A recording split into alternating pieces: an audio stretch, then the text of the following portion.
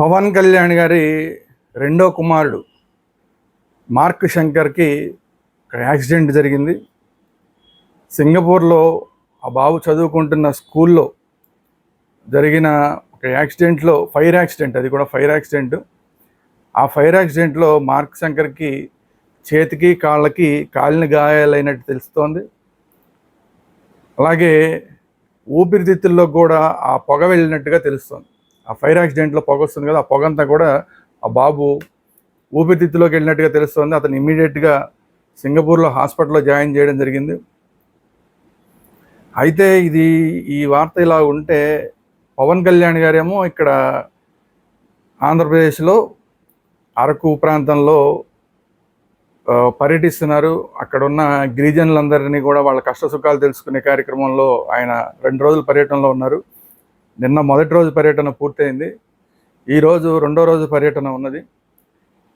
అయితే తన కొడుకు మార్క్ శంకర్కి ఇలా యాక్సిడెంట్ జరిగింది, చేతులు కాళ్ళు కాలినాయి, ఊపిరితిత్తుల్లోకి కూడా పొగ వెళ్ళింది, అతన్ని హాస్పిటల్లో ఇమ్మీడియట్గా జాయిన్ చేశారని తెలిసినాక కూడా పవన్ కళ్యాణ్ గారు తన కమిట్మెంట్ తోటి తన కార్యక్రమాన్ని పూర్తి చేసుకునే సింగపూర్ వెళ్ళాలని నిర్ణయించుకోవడం జరిగింది.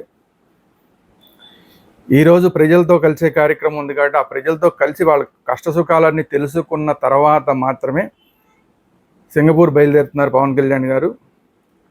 అయితే అధికారులతో తర్వాత సమీక్షా సమావేశం ఉంది. ఆ సమీక్షా సమావేశాన్ని మాత్రమే రద్దు చేసుకుని ప్రజలతో కలిసి వాళ్ళ కష్టసుఖాలన్నీ తెలుసుకుని ఆ తర్వాత ఇమ్మీడియట్గా విశాఖపట్నం చేరుకుని విశాఖపట్నం నుంచి సింగపూర్కి పవన్ కళ్యాణ్ గారు వెళ్ళబోతున్నారు. నిజంగా ఒక పక్కనేమో కొంచెం ఆందోళన కలిగించే విషయం, చిన్నారి మార్క్ శంకర్కి గాయాలు కావడం చాలా ఆందోళన కలిగించే విషయం. అయితే ఇంకో పక్క పవన్ కళ్యాణ్ గారి కమిట్మెంట్ నిజంగా అందరినీ ఆశ్చర్యపరుస్తోంది.